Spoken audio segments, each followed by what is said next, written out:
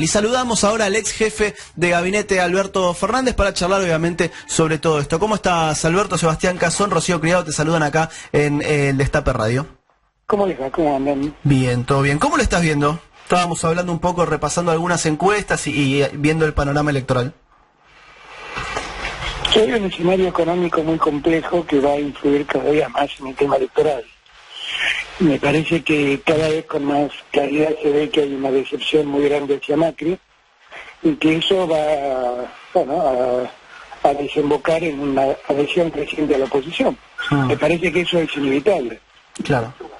Sí, una de las cuestiones de las incógnitas para el año que viene es si lo económico termina ganándole a lo que sería institucional o tal vez un voto más emocional, o si es a la inversa. Bueno, el económico va a pesar mucho porque la Argentina está entrando en un proceso de recesión tremenda que va a llevar a padecer a muchísimos argentinos. Claro. Muchísimos.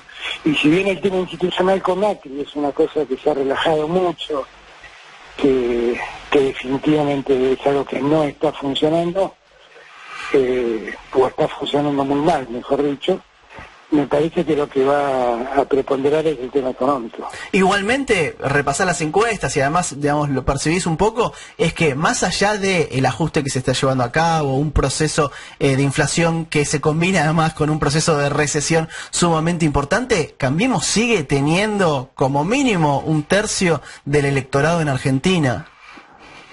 Y es Cambiemos, en verdad lo que nuclea es básicamente lo que siempre representó en la Argentina el voto antiperonista. Claro. O sea, el voto antiperonista en la Argentina es aproximadamente un tercio de la Argentina, no es poco.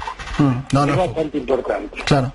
Y ese tercio, si a Macri hay que dar mérito en este tiempo, un mérito entre comillas, sí, es el mérito de haber salido bajo un mismo paraguas a todo el voto antiperonista.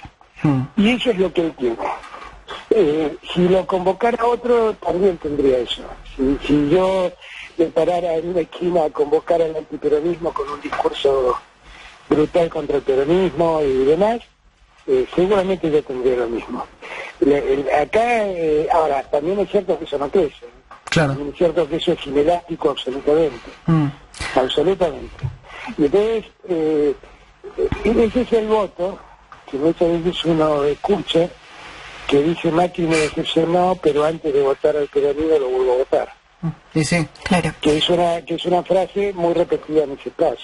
Sí, nosotros, por ejemplo, en muchas oportunidades dialogamos con dirigentes rurales, con Bussi, por ejemplo, Eduardo Bussi, y nos decía que había mucha gente en el sector agropecuario que estaba desilusionado con Macri, que estaba enojado, pero después te dice, mirá, si tienen que elegir entre Mauricio Macri, la desilusión que le haya generado este proyecto político, y un retorno a Cristina Kirchner, me decía, no tengas duda, ninguna duda, de que van a terminar votando por Mauricio Macri.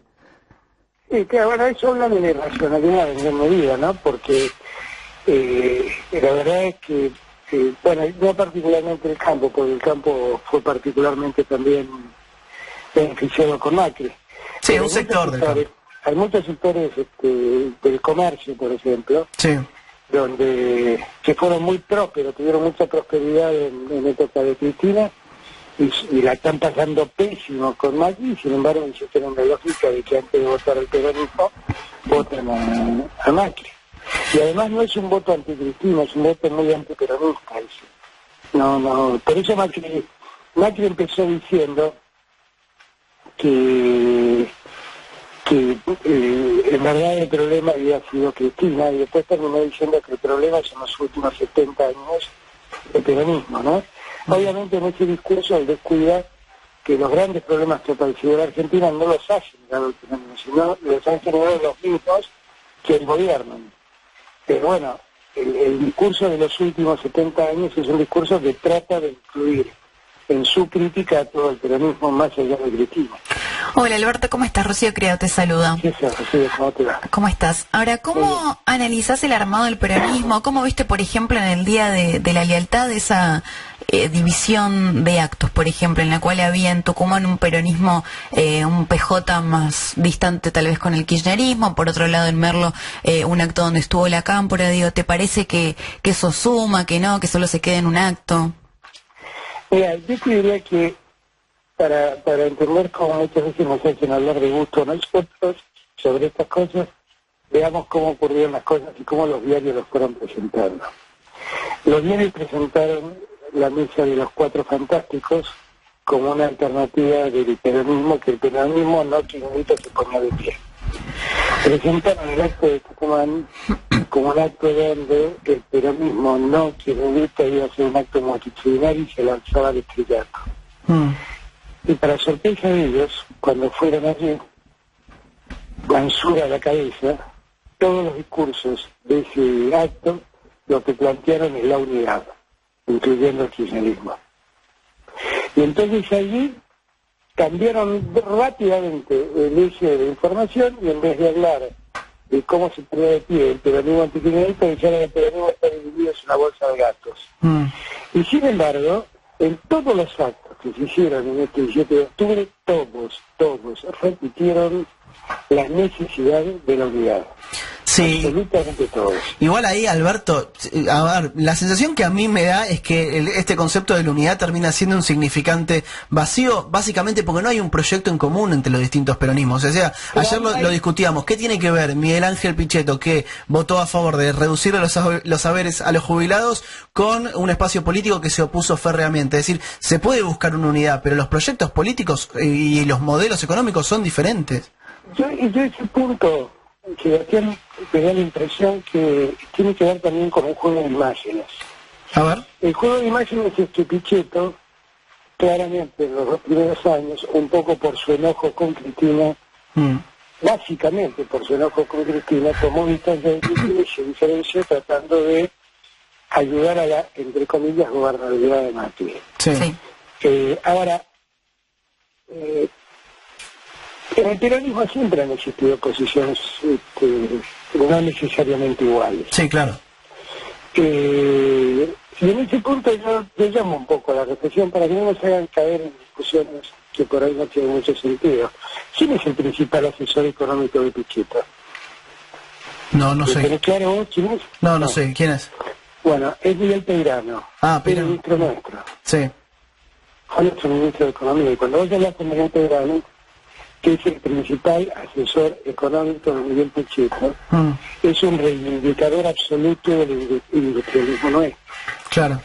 Y cuando vos hablás con Marco Lavagna tendrás matices que algunos llamarán más liberales, otros llamarán más modernos, otros llamarán más integradores al mundo, que por ahí lo enfrentan a Axel, pero en lo sustancial es un gran industrialista.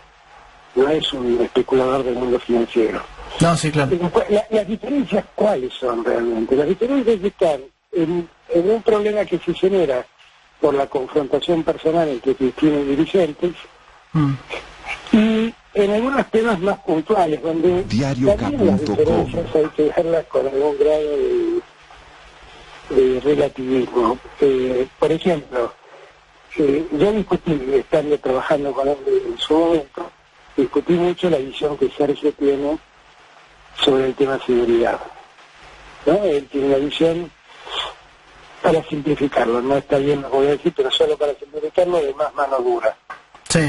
Y todos piensan que en el seguridad esa visión no es común, no tiene nada que ver, pero sin embargo, cuando Cristina gobernó, lo tuvo a Bernie puso una ley, propuso una ley que decía que la policía podía detener a un extranjero y con la sola denuncia policial y la sola imputación podíamos expulsarlo del país. Claro. Es la peor mano dura que yo en mi vida esa. Entonces, yo creo que hay una cosa más relativa. Me parece que hay mucho enojo en el peronismo, muchos sectores que están enojados con Cristina, dolidas por cosas que pasaron con Cristina en su momento, y que bueno, en ese contexto tienen declaraciones y actitudes muy altisonantes con Cristina, que hacen sentir que las diferencias son enormes, que las diferencias no son tantas. Bien. O sea que el resultado de los actos del otro día podríamos decir o tenés cierto optimismo en que tal vez Sergio Massa pueda finalmente acercarse, tomar un café con Cristina y acercar posiciones, digo, como pasó con tu persona, como pasó con Felipe Solá también en su momento, digo, ¿hay cierto optimismo de que se puedan acercar posiciones, sentís? Yo creo que hay dos cosas. Yo hablo mucho con Sergio. Me parece que yo no sé mi caso es un caso de tiempo. Yo siempre digo lo mismo, no sé, pero yo he sido amigo de Cristina siempre, que tenía una amistad con ella antes de que sea presidente y demás, como con Néstor. Y hoy en día la grieta, para utilizar el lenguaje lanateano, nos dividió. ¿Ok? Y un día nos volvimos a reencontrar. Y cuando nos reencontramos, lo que básicamente recuperamos fue nuestra amistad, no el vínculo político. Esto me pasa a mí, no le pasa a todos, me pasa a mí. Claro. Tiene que ver conmigo y con mi historia. Entonces, yo me ayudo a Sergio, ni siquiera le pido que se haga amigo de Cristina. Lo que le pido es, mira, vos podés tener diferencias con Cristina, pero la realidad es que vos tenés que buscar una solución dentro de la oposición, y si vos te vas de la oposición, le haces un favor a Macri. Entonces, veamos de qué manera podemos competir, o sea, vení y en la diferencia competí con Cristina. No necesito ni siquiera que se someta a Cristina, como a nadie se lo pido eso, porque hay otros que creen otra cosa y es legítimo, qué es eso, pero lo importante es estar en un lugar común. Y en este punto es donde yo digo, miren, vamos a dar 1000 vueltas, pero la realidad finalmente es inexorable. Mientras yo escuchaba a Sebastián que decía que cada día se ve más en la sociedad este punto de polarización entre el oficialismo y la oposición. Y la verdad es que eso es lo que objetivamente pasa. Cuando vos miras las encuestas te crean un espejismo, que es creer que hay 1/3 de los argentinos que están como en el medio. No están en el medio, nadie está en el medio. Es gente que simplemente cree que lo políticamente correcto hoy es decir, yo no estoy con unos ni con otros. Pero la verdad, cuando vos los empezás a apurar, se paran de un lado o del otro. Y eso, ¿qué determina? Determina que una elección finalmente es como ir a pescar votos, ir a pescar gente. Sí. ¿De acuerdo? Y en esa lógica, la verdad es que hay dos lagunas donde pescar, la laguna del oficialismo y la laguna de la oposición.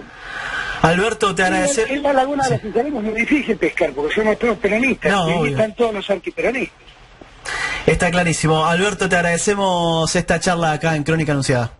Al contrario, un abrazo. Un abrazo grande. Era Alberto Fernández, ex jefe de gabinete. Charlábamos un poco sobre el panorama electoral. Empieza a avanzar un poco toda esta cuestión. Se empieza a acercar lo que es el calendario electoral. Se empiezan a definir algunas cuestiones en torno a los espacios y a lo que es sobre todo la reorganización del peronismo y la organización de la oposición.